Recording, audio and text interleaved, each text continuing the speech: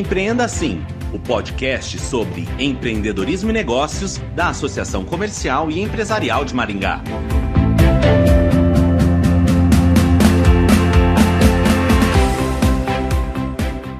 Licenciar produtos com marcas mundialmente conhecidas, como a Disney ou a Marvel, e até times de futebol, tem sido uma estratégia adotada por empresários dos mais variados segmentos. Mas é preciso cuidado. A reprodução não autorizada, parcial ou total de uma marca pode configurar crime. Então, como fazer isso de maneira segura? Quem responde a essa e outras perguntas é a advogada Natália Ferruzzi, consultora na área de marcas, direitos autorais e contratos. Olá, Natália, bem-vinda ao Empreenda Assim. Para começar, explica pra gente como funciona o licenciamento de marca. Primeiramente, queria agradecer o convite e a oportunidade de falar sobre esse assunto com vocês hoje. É um assunto que eu considero de extrema importância, mas que ainda não é muito explorado, então eu agradeço desde já. E, bom, vamos lá. Para começar, eu queria, a gente explicando aí pra gente como que funciona essa questão do licenciamento de marca, a gente pode falar que o licenciamento, ele ocorre quando a gente tem, de um lado, uma pessoa ou uma empresa que possui uma marca registrada perante o INPI, e do outro lado, a gente tem uma pessoa ou uma empresa interessada em utilizar aquela marca para alguma finalidade. Essa pessoa interessada, que a gente vai chamar de terceiro, né, ou essa empresa interessada, ela procura o titular da marca, ela vai realizar as devidas negociações em relação a valores, quais os requisitos para a utilização dessa marca, e após chegar no consenso, esse licenciamento deve ser formalizado através de um contrato. E, assim, através desse licenciamento, o titular vai permitir que esse terceiro explore comercialmente a marca, geralmente recebendo aí uma contraprestação que a gente chama de royalties. É possível um licenciamento gratuito? É possível, mas nesse contexto que a gente está conversando aqui hoje, não é o que ocorre. O licenciamento ele ocorre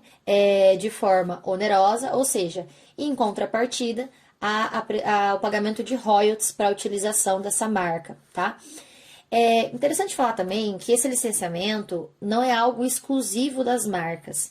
É mais comum a gente ouvir falar em licenciamento de marcas, mas esse licenciamento ele pode ocorrer e ocorre com vários outros ativos de propriedade intelectual. Ou seja, licenciamento para exploração comercial de personagens, né, de músicas, de programas de TV, filmes, obras, sejam elas artísticas ou até mesmo literárias, games. Ou seja, esses ativos de propriedade intelectual, geralmente a gente pode traduzir como qualquer criação da mente humana que seja possível de proteger pela nossa legislação, né?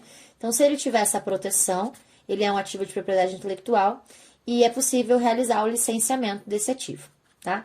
Então, por esse motivo, quando a gente fala de entretenimento, beleza, esporte, moda, né, música, enfim, a gente percebe que está diante de um mercado muito promissor envolvendo esse licenciamento de marcas e de personagens, né? Para fabricação e comercialização de produtos, principalmente. E que esse tipo de licenciamento ele vem se tornando uma ferramenta de marketing cada vez mais importante, né? Então, é importante a gente dizer também, né, em relação a essa questão de como funciona, que há mais de uma modalidade de licenciamento, que cada negociação vai ser uma negociação, vai depender muito do produto, do nicho de mercado, da marca licenciada e de outros fatores. E as taxas, né, esses royalties, eles também vão variar de acordo com esses fatores.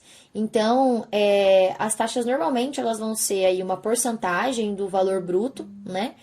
Ou então um percentual de preço de varejo, né? Ou qualquer outra medida que dê para quantificar ali um valor, uma quantia específica por artigo vendido.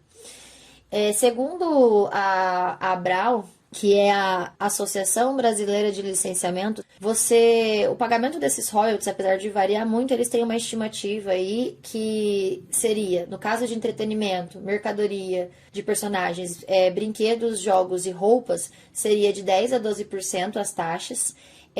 Para licenciamento de alimentos e bebidas, seria de 3% a 6%. E 4% a 12% para design, marcas e marcas de moda, né? Segundo a associação, um estudo feito pela associação.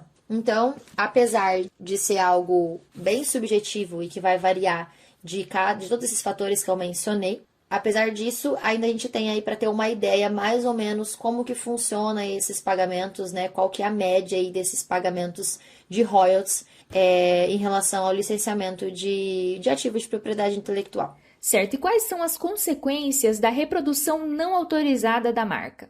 As consequências, né, dessa reprodução não autorizada da marca e também da utilização indevida de uma obra protegida, por exemplo, elas são várias, né? Mas eu acho que a mais grave delas é a questão criminal, né? Essa prática ela pode configurar crime, que é mais conhecido popularmente, né, como pirataria, e cada tipo de violação vai resultar em um tipo de penalidade. Tem que analisar cada caso, né? Mas falando de uma forma geral, de acordo com a nossa legislação, essa prática ela pode gerar multa e reclusão de até 4 anos, né? Então, é crime, né? Não é só uma prática que não é muito legal, que não é socialmente aceita. A pirataria é crime. E além dela ser crime, também há os reflexos nas outras áreas, né?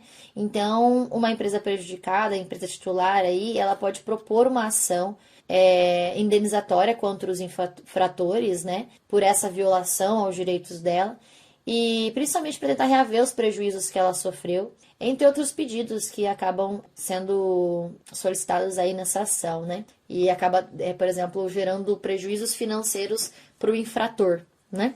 E legal a gente falar também aqui, né, e conscientizar todo mundo que não é só a produção e comercialização de produtos piratas que é crime.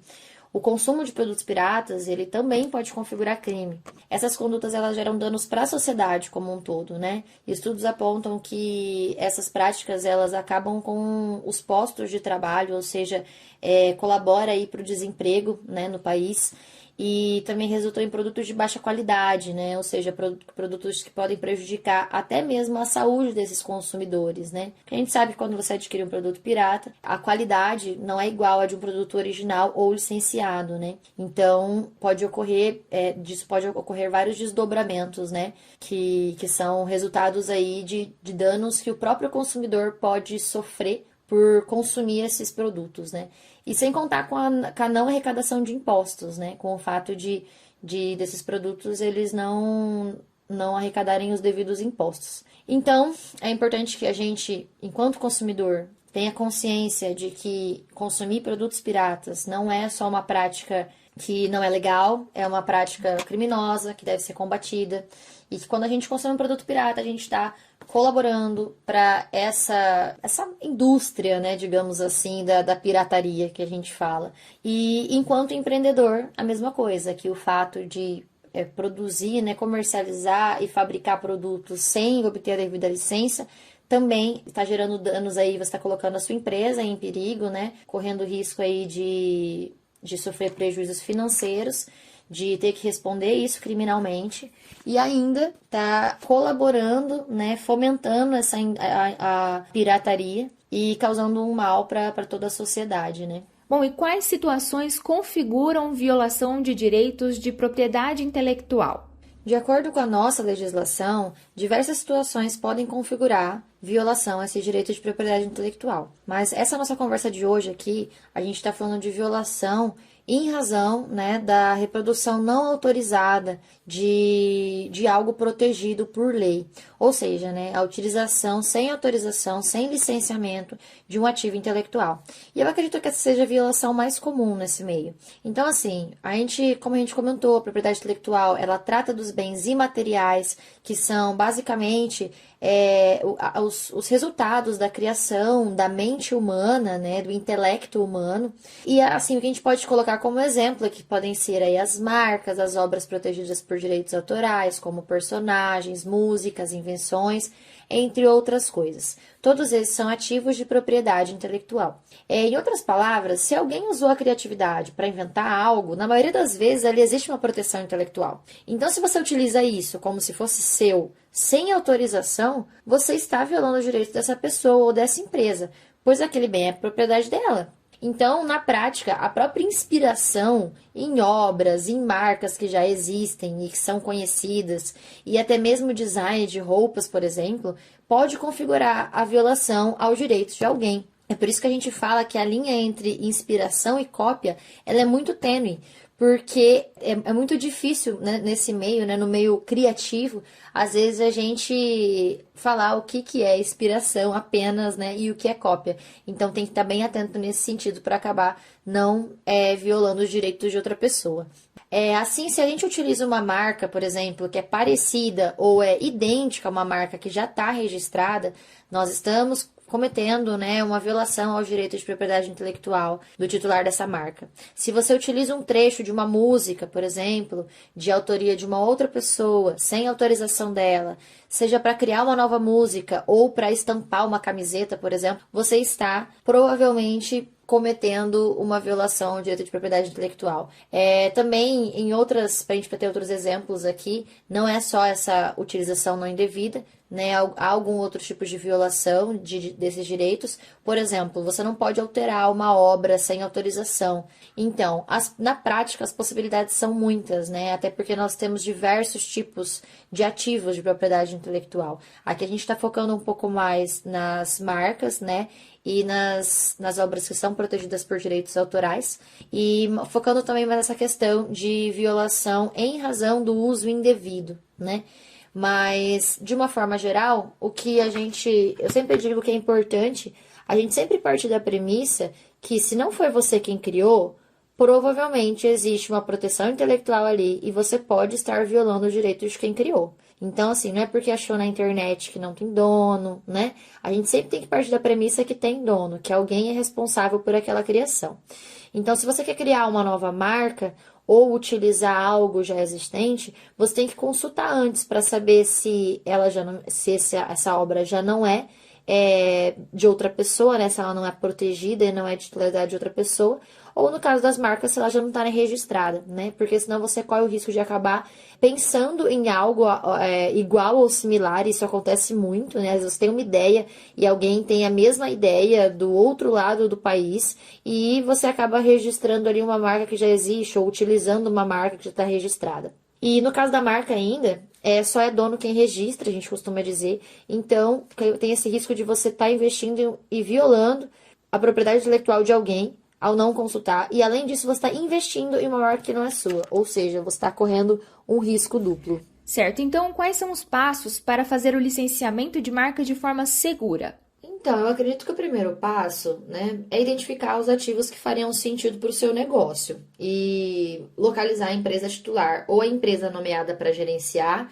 esses licenciamentos, né, que a gente chama de agente de licenciamento, e se certificar, né, acho que o segundo passo, certificar que essa empresa é de fato detentora daqueles direitos, para também não cair em nenhum golpe, nem nada do tipo.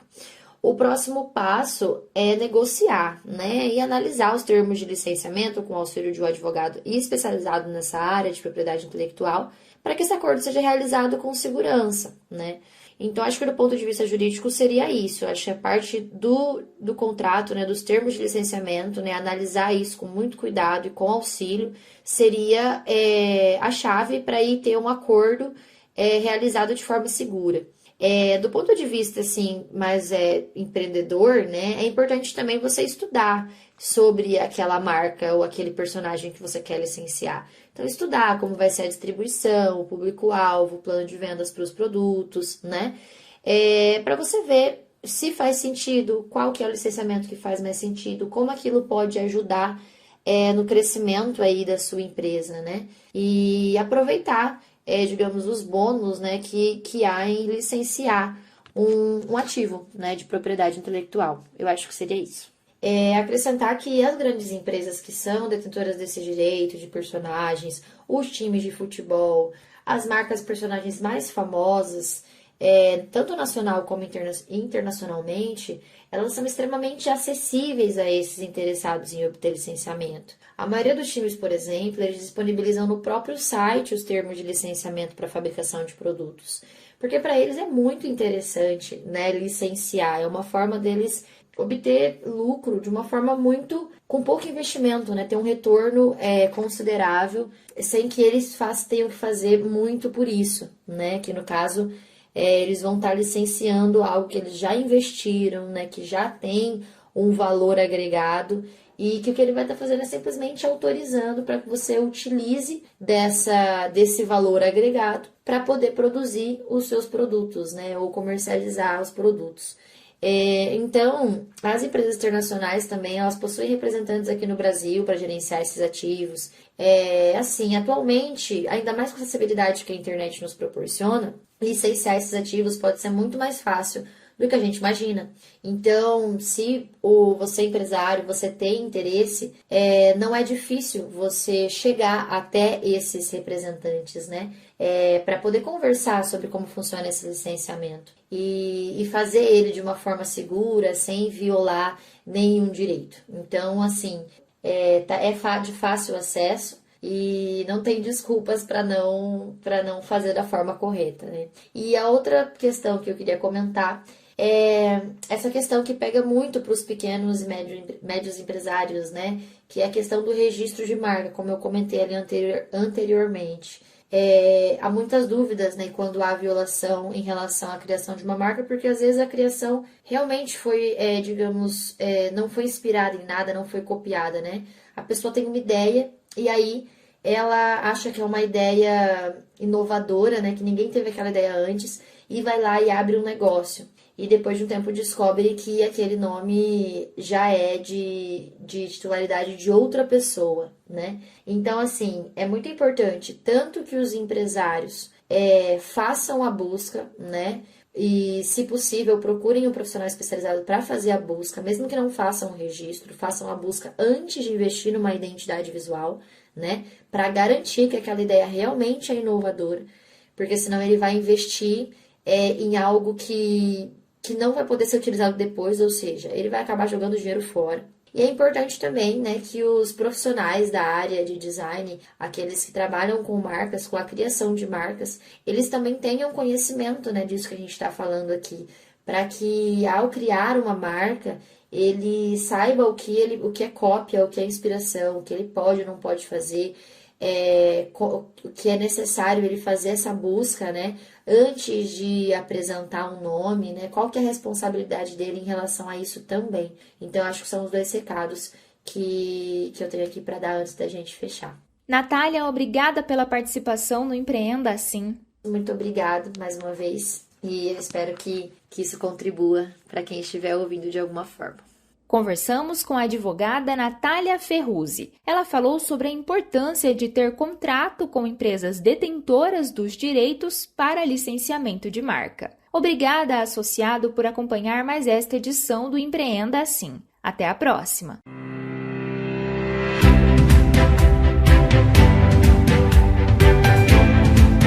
Empreenda Assim, o podcast sobre empreendedorismo e negócios da Associação Comercial e Empresarial de Maringá.